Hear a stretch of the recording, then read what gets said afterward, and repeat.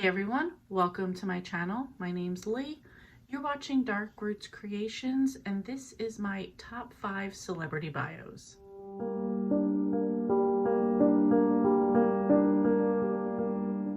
So I figured I would do another top 5, and a genre that when I was looking over what I most read, one of them that did come up a lot was celebrity biographies or autobiographies. And I figured I would do the top 5 plus an honorable mention when I started looking through them.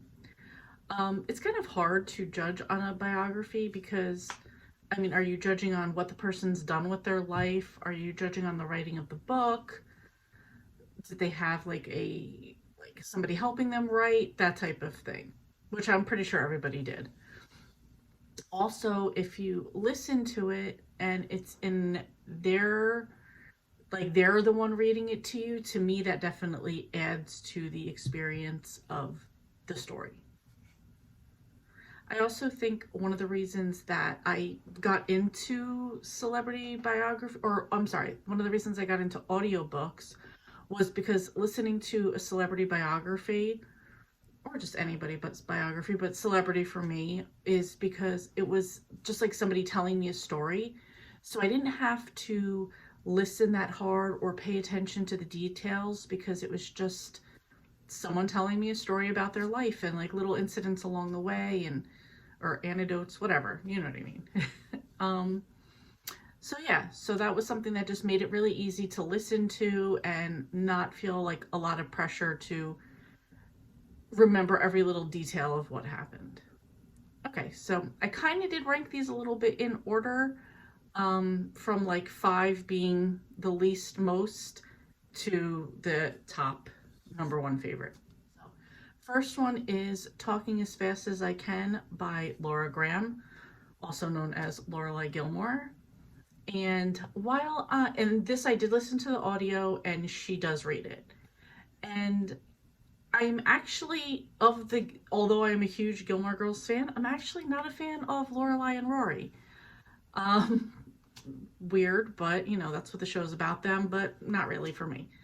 So I was kind of like, how would I feel about reading this? Because I kind of am always like, toward Lorelai, but Lauren Graham actually was a pleasure to listen to, telling stories of her life, her early life, acting jobs.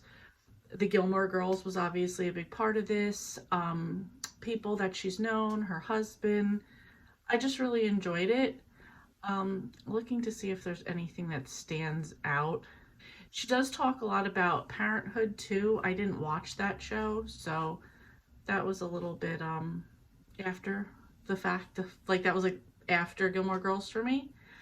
Yeah, I gave this one 5 stars, and if you are a fan of Laura Graham, Gilmore Girls, Parenthood, I recommend you read it.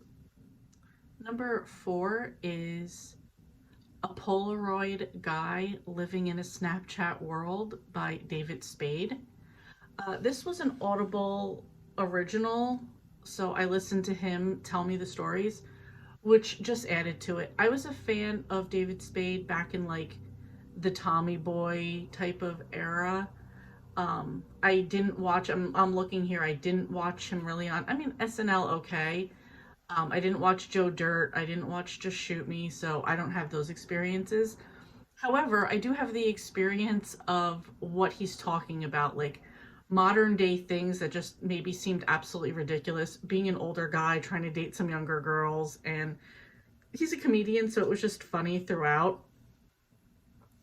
There's one of my favorite clips that I've played so many times from this is him talking about Caitlyn Jenner, and it's not that he actually like talks shit about the trans aspect, it's just the voice that he uses and like the things he says about like going shopping with sorry, please forgive me, I don't know all their names, Kendall and Kylie, I think those are his kids, yeah.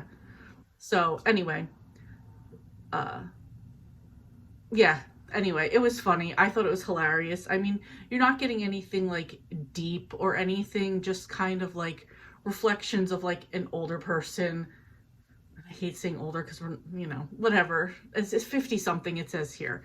50-something David Spade will let it all hang out. Older, yes. Wiser, debatable.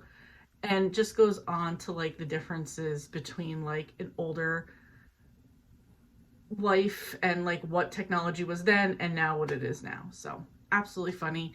Might not be for everybody, but just for some comedy and a quick listen, it was definitely worth it. Number 3 is Never Look at the Empty Seats by Charlie Daniels. I read this one, and I've been a Charlie Daniels fan my whole life. My mom definitely turned us on to him as kids.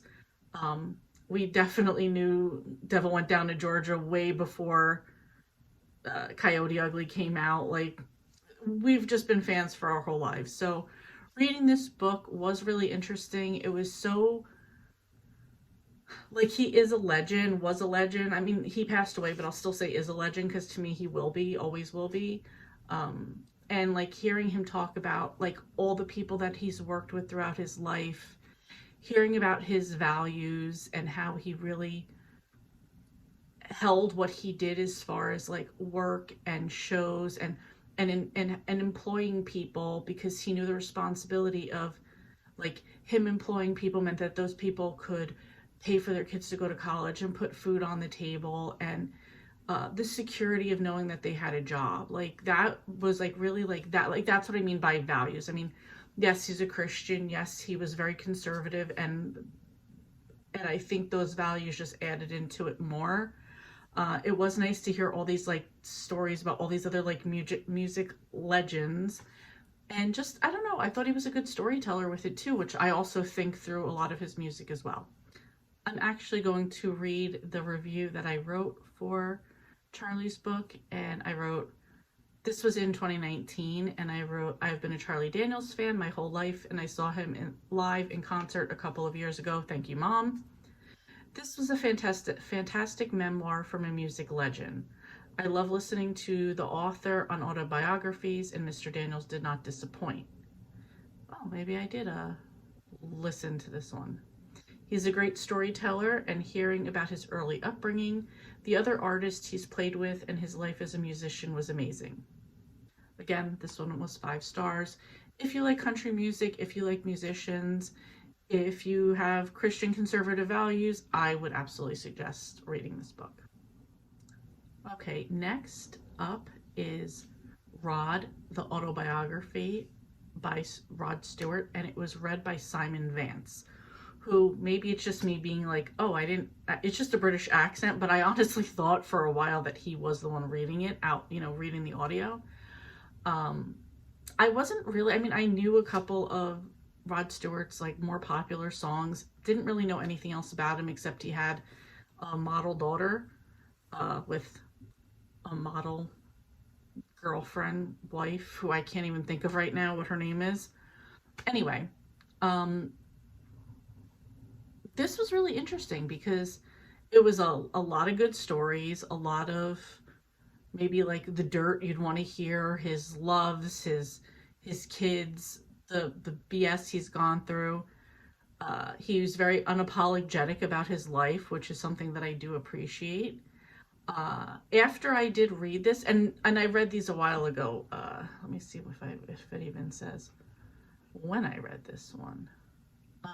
2017. So here, I actually wrote a little review on this one. I said, I obviously knew who Rod Stewart was growing up. Earlier this year, I saw him on James Corden's Carpool Karaoke and remembered how much I liked his songs and enjoyed his stories interactions with James, a fellow Brit. I recently rewatched that episode on YouTube and decided to look up Mr. Stewart. You know how that goes. You get curious about someone, Google them, and before you know it, you've wasted an entire night. Anyway, I noticed he had an autobiography out, and I downloaded it on Audible the next day. First off, I love the narrator, Simon Vance.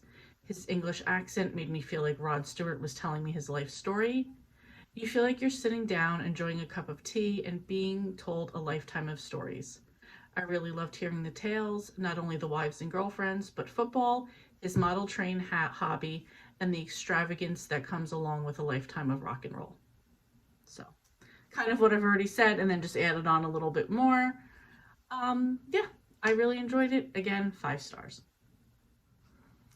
Before I get into my favorite one, I'm going to do the honorable mention, which is Ice, a memoir of gangster life and redemption from South Central to Hollywood by Ice-T.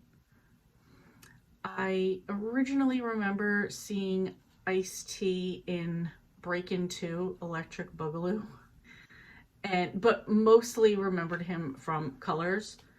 Um, I know he was big on Law and Order SVU. I mean, I've watched episodes, but I've never been like committed to watching the show. But I've always liked Ice-T. I watched that show, Ice Loves Coco, about him and his wife. Was just always interested. I think because when he moved from Los Angeles for a little while, he lived in Newark, or he was born in Newark and then went out there. I think that's actually how it goes.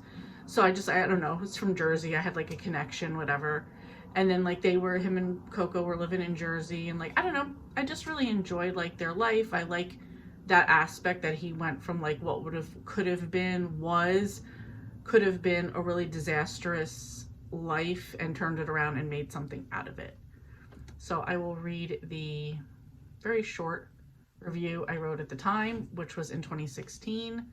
And I wrote, I really love this book. I always loved Ice-T. While reading this book, I rewatched Colors and New Jack City. Completely had forgotten about Body Count. Yes, that he has a like rock heavy metal band, Body Count. He wasn't only a rapper. Totally forgot about that until right now again. And I got more insight into a legend. It was a nice walk down memory lane for me. I wish there was more about him and Coco and their relationship. But again, I kind of got that with the TV show. So anyway, also enjoyed that. Another 5 stars. And the number one celebrity biography that I read was Still Fooling 'Em, Where I've Been, Where I'm Going, and Where the Hell Are My Keys by Billy Crystal. I really didn't grow up watching Billy Crystal on SNL. I watched some movies that he was in, particularly, what was the one I really liked with him and Gregory Hines? There is another movie by the same name. Hang on. Running Scared. That was the movie that I really enjoyed. Side note, they do go down to Key West in that movie, and they like, the big thing is that everybody watches the sunsets every night there, and like that's just a thing. So when my mom and I went on a cruise and we were in Key West, like that was like a must do for us. So she was also somebody that introduced me to the movie Running Scared. So obviously he's known for his comedy, Harry Met Sally, a lot of his movies. This was really nice to go back and like hear about him growing up in Long Island, and just like a lot of stories he tells of his childhood. I think too, around the same time, I had also watched a comedy special that he did called 700 Sundays, and he just talks about his life. And in that, he mentioned that he calls it 700 Sundays because that was the amount of Sundays he had with his dad before his dad passed away. So I think that in like conjunction with like reading this book, definitely added to it emotionally. Yeah, I don't know. I don't want to get upset about that, but like, it was just really good. Definitely hearing just like a lot of New York stuff too, like the Yankees, and just him, like when he wrote this, it says he was turning 65 and he's not happy about it. So just hearing like a lot of like older stories too, like, you know, getting older, I think those are funny. And as I'm getting older, a lot more relatable. So really great book, super emotional. And what did I write about this one? This was in 2017, and I wrote, is there really anything to say? It's Billy Crystal, a master storyteller who grew up during a great time in history. I thoroughly enjoyed everything about this book. So kind of gave you a little bit about what the book was about, but absolutely loved it. Again, you could see I'm getting a little emotional before just talking about it. In conjunction with that, I think it just like all hit me at the same time, but that added to it and really just added to all of his stories, or maybe hit me harder. But this wasn't an honorable mention I was going to mention, but like right in the same month that I read this one, I also read the Candice Bergman biography, And these two together, plus with that, and I must not have been in a good headspace because like this all hit me really hard. Like they were super emotional and absolutely loved them. So recommend that one as well. So that's it. I mean, I have read a bunch of other biographies, but I just figured I would like pick my top five plus an honorable mention plus a just mention. So, if you want to read any of these, if you've read them, please let me know. I would be interested what other people thought. If you have a particular celebrity biography that you love and you'd like to recommend, please let me know. I would be interested in that as well. Thank you so much for watching, and I will see you next time.